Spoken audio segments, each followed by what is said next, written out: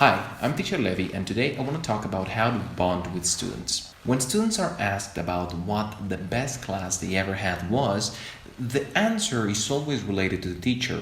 A good teacher is always a good advisor, a good counselor, but is always a good classmate too. And we all know that good teachers are remembered even after the lessons that they taught are long forgotten. So bonding is an extremely important skill that every teacher should have. Do you remember those teachers that used to walk into the class and start writing on the whiteboard even before actually saying hello?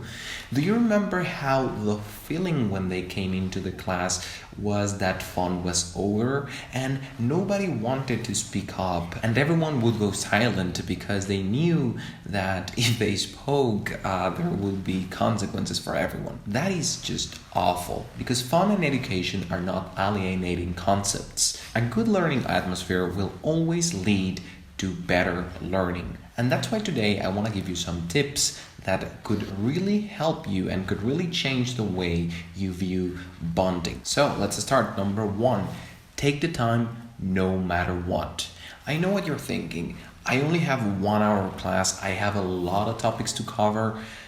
I cannot really spend time doing that, but you must. Ask any salesman about this. They would never, ever skip the step of saying hello, how are you, how are you doing, because they know how important it is.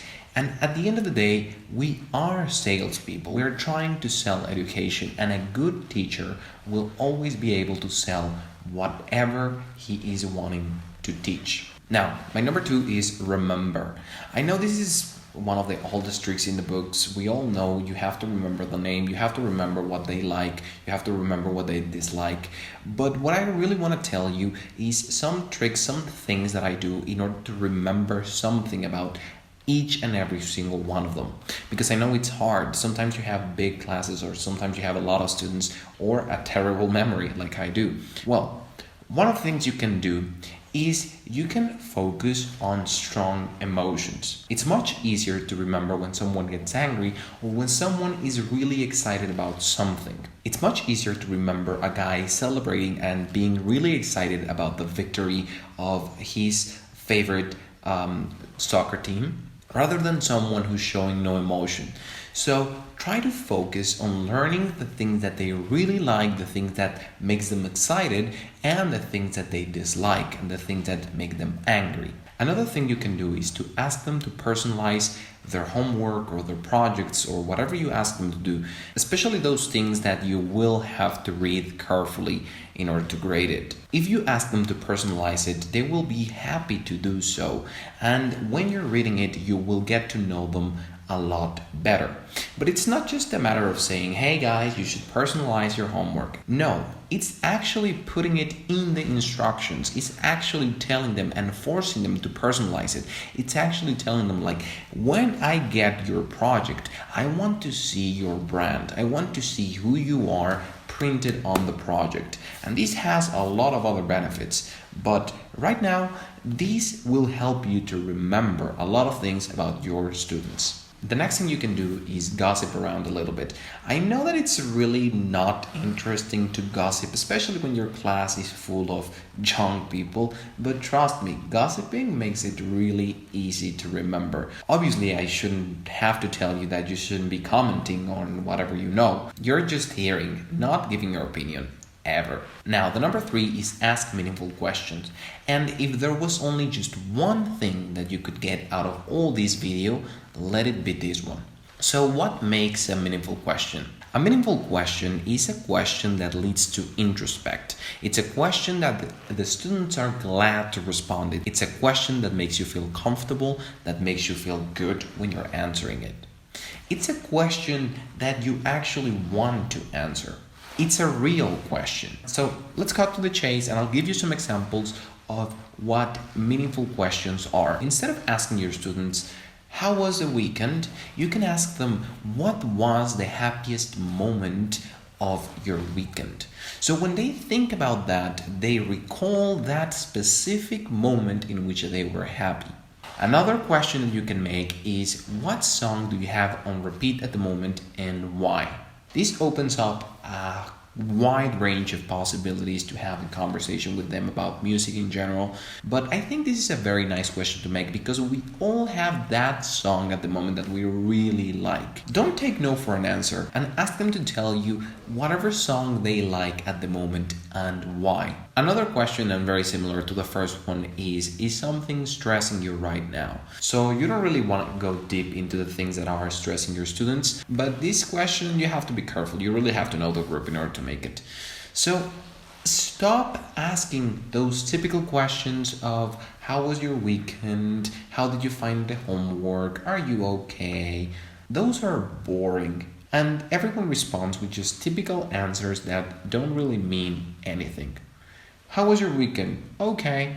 Instead, what was the happiest moment of your weekend?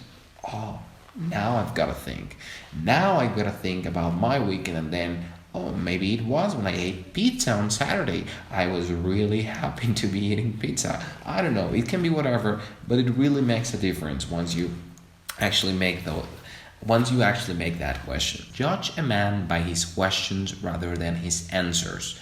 This is a quote that I really love, and I think it summarizes everything I just said. Number 4, be yourself and talk about yourself. Now, this is something that you have to be very careful with because we tend to get carried away. But in general, you want your students to relate to you. Relatability is as important as good communication. You actually want to tell your students who you are, what you are doing, what you're going through. Not everything, but some of the things will make you very relatable, and that's something that you want because that builds a strong relationship, a very healthy relationship. But stop. Before you go and tell them everything about your life, listen to these tips about the things that you should or should not talk about during a class. The first thing you should talk about is failures and overcoming adversity. Hollywood has made millions on these stories, so why don't you use it as well? And by talking about failures, you are very relatable. But you want the story to have a happy ending. Nobody likes to have a failure as a teacher. The number 2 thing you should be talking about is exciting projects. And the reason you should do this is because excitement is an emotion that is very contagious. So when you're excited about something, you can go and tell them about these project that you have, and this excitement is probably going to be shared within all your class. So creating this atmosphere of excitement is really good. Sometimes they will actually give you very good advice when they listen to your projects. So be open to that. And the other thing that you should talk about is relatable stories. So recently I was asked to work on an advertising campaign in which I had to record TikToks. For some reason, in my first video, I got more success than I was expecting and that even the company was expecting. So what did I do? The same thing you should do. Go to your teenage class and tell them all about it. Now, what should you not talk about?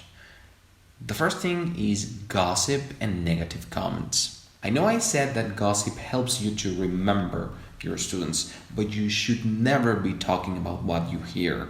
Remember the phrase, what you don't see with your eyes, don't witness with your mouth. The other thing you shouldn't be talking about is strong opinions. And needless to mention politics and religion. But I'm actually talking more about strong opinions related to philosophy, to artists, to famous people, and stuff like that. So be careful with that, and preferably just don't mention what you think. Finally, the last thing you should never ever be talking about is anything negative. Even if everything seems very, very negative in your life, you should never be negative. You should never complain in front of your students, and you should try to keep that positive atmosphere at all times. So do not talk about anything negative. Number 5, learn from them. Nothing is more exciting and bonding in relationships than creating together. Once you have spent so much time remembering, asking meaningful questions, and doing all of that, you should start growing together. The relationship that you're forming with your students is not unilateral. It has to be something bilateral. You have to be helping them, and they should be helping you as well. I think I have learned far more from students than I ever cared to admit. In my experience, changing the role from speaker to listener is one of the best ways to nurture a relationship. Now, remember, when you're listening, you have to try to understand, you have to pay attention, you have to ask questions. You have to do what you want them to do. You have to set the example of a good listener. At the end of the day, you are a role model. So if you set the example of what a good listener does and what a good listener is and what a good learner is, then they will imitate that example. Because remember, if you don't listen, they won't either. I personally think that a deaf teacher is just as bad as a mute one. So put all of that into consideration, and after this video I hope I have convinced you to take more time thinking about how to bond with your students. I hope these tips were helpful and I hope you enjoyed watching the video. I don't pretend to be better than anyone, so if you have an opinion, feel free to comment and tell me all about what you think and your experience. Take care, and I'll see you in the next one.